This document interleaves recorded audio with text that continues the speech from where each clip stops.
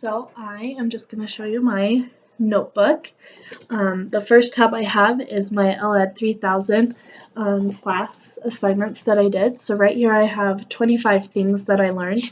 I won't read it, but the last thing that I wrote that I learned in the class was how I need to be diversified as a teacher, because I'm going to encounter all cultures and diversities in my classroom, and so the big thing I took away was how I can better be that way and effectively teach my students and always have their best interest in mind. Here's my family tree of education.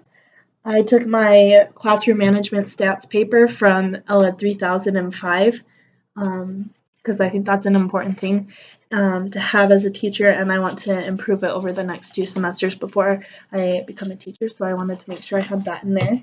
I printed off my influential educator paper. I have some reflections as well that I did throughout the semester. I didn't print all of them off, and I didn't print off all of the articles, but I made a file on my Google Drive with all of those so that I can refer to them later. The next tab that I have is my level 2 practicum experience.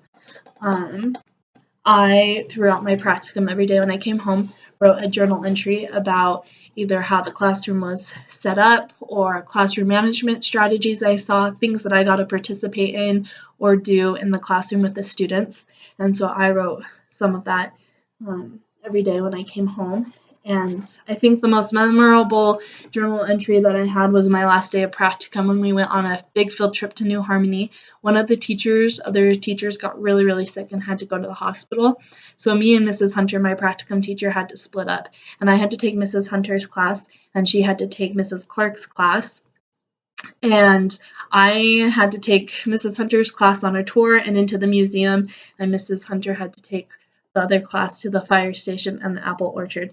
So I was by myself with the class, and my classroom management skills were definitely tested, but I thought it was a great way to end my practicum experience because I felt like everything I had learned throughout the 5 weeks of practicum I got to use in one day, and I think it went really well. And here are some pictures. This is when we went to the pumpkin patch, and this is when we went to New Harmony. This was when they participated in a Christopher Columbus program that I helped them prepare for with Mrs. Hunter. And this is me and Mrs. Hunter right there. And I have pictures of her classroom, but they wouldn't print very well.